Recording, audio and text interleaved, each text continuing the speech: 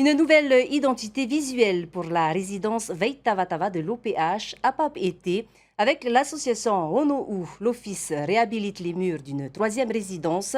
Grâce au talent de 5 artistes professionnels et de bénévoles, le bâtiment prend une nouvelle dimension avec des visuels consacrés à l'île de Huahine. Thomas Chabrol. Du street art pour porter un nouveau regard sur la résidence Veitavatava.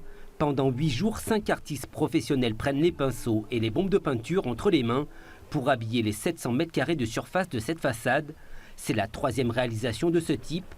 Le projet est porté par l'Office polynésien de l'habitat et le festival d'art urbain Onou. Cette deuxième partie du festival est vraiment dédiée à mettre en valeur les artistes locaux sur des projets magnifiques comme ceux que l'on mène avec l'OPH et en l'occurrence avec Tavatava, pour les challenger également, les sortir de leur zone de confort, qu'ils puissent explorer d'autres formats, d'autres supports, d'autres techniques. Teawe a grandi dans cette résidence.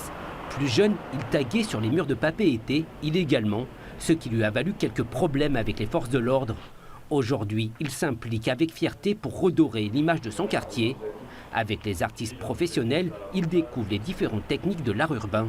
Rien que les tracer comme ça, genre projeter, ça demande du travail. Au moins pouvoir commencer à tracer. Il y en a là-bas qui ont des techniques un peu différentes avec l'éponge. J'ai vu un truc, un genre de pistolet avec de la peinture. La majorité des résidents de Veitavatava est originaire de Huahine. Comme un hommage à cette île, les artistes ont peint la légende de Otuiva, la princesse qui donna naissance à 8 enfants, les 8 districts de l'île. Moi j'ai la partie légende, le côté du passé. J'ai mixé avec du pop art et du traditionnel, des motifs locaux, des symboliques comme le dieu Tane qui est représenté, des motifs de protection lors de son voyage dans le Pahu, le tambour polynésien, lorsqu'elle a navigué de nuit. Dans ce projet de réhabilitation, des travaux de rénovation ont été engagés sur l'étanchéité, les gouttières et les ouvrages métalliques des façades. Les artistes, eux, ont usé de leur talent pour réaliser l'immense fresque. Sandra Eb Tributa Yorana. Yorana Jeanne, bonsoir à tous. Alors, vous êtes donc directrice de la gestion du patrimoine de l'OPH. À l'origine de cette initiative, quel est l'objectif de ce type d'opération? Alors, à l'origine, nous sommes dans une opération de réhabilitation de nos façades, mais également de nos résidences. Et l'intérêt, c'était comment apporter une touche particulière pour que nos travaux de réhabilitation soient un peu plus respectés et appropriés par les familles. D'où l'intérêt avec une touche artistique. Et donc, ce partenariat avec Sarar Opigna, Onou, depuis 2019.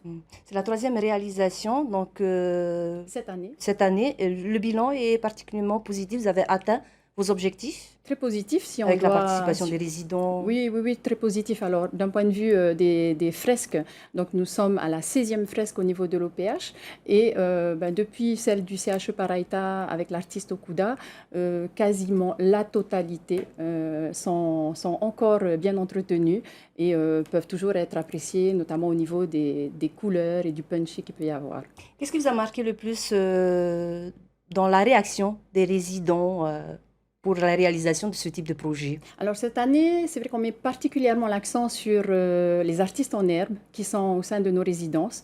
En fait, au fur et à mesure de ces projets, on s'est rendu compte qu'il y avait de petits artistes des talents au sein de nos résidences. Ça a commencé notamment avec la résidence Lune, donc en mai dernier, dans le cadre du Blue Climate Summit, où nous avions donc travaillé avec 2 artistes de la résidence. Et donc là, cette fois-ci avec Veitavatava, où également 2 artistes nous suivent, et également ceux qui étaient sur Lune. Il y a d'autres fresques en prévision de ce genre? Oui, tout à fait. Nous avons chaque année des projets de réhabilitation et dès lors que effectivement c'est possible, dans le cadre d'un projet de cohésion sociale, puisque ça c'est important, on met en place un projet de fresque avec notamment Sarar Opigna.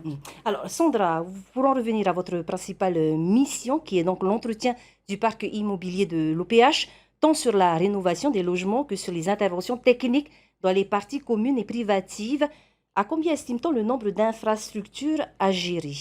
Alors aujourd'hui, nous sommes sur 123 résidences au sein de l'OPH, près de 4000 logements. C'est environ 4000, presque autant, voire 5000 réclamations qui sont gérées annuellement.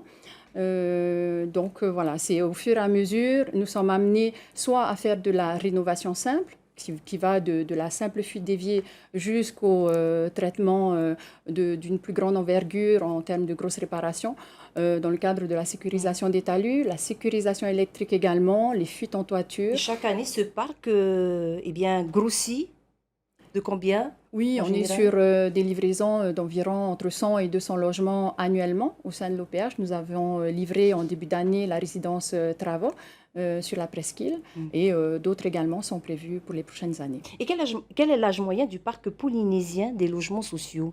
Alors, en moyenne, nous sommes sur plus de 40 ans. Celles qui ont plus de 20 ans, c'est celles qui sont justement les plus dégradées et qui font partie de cette programmation envisagée en termes de réhabilitation. C'est ça. Justement, à quel moment ces logements sortent-ils de votre champ de compétences? Alors, lorsque simplement ces logements-là sont mis en accession à la propriété et donc entrent dans la gestion individuelle d'une association syndicale de propriétaires. Et il y a beaucoup de demandes justement pour l'accession à la propriété de ces logements? Alors, on est surtout sur des résidences qui sont déjà identifiées comme pouvant être mises en accession à la propriété et en accord également avec les familles. Donc, il y a notamment des résidences telles que Poufatou qui se mettent en accession au fur et à mesure en fonction de la capacité également des familles. Qu'est-ce qu'il en est du programme de modernisation justement des constructions des logements sociaux? Ça a démarré déjà il y a une dizaine d'années. Oui, tout à fait. Depuis presque 10 ans, nous sommes sur un renouvellement de l'architecture. Ça tient beaucoup aussi à de nouveaux architectes qui interviennent au niveau de notre construction. Simplement pour relever, alors déjà au niveau des façades, on peut avoir du bois, des couleurs jaunes, des couleurs assez vives. Qui se fondent un peu dans le décor. Oui, tout à fait. Et parfois même, on ne se rend pas compte que c'est une résidence de l'OPH.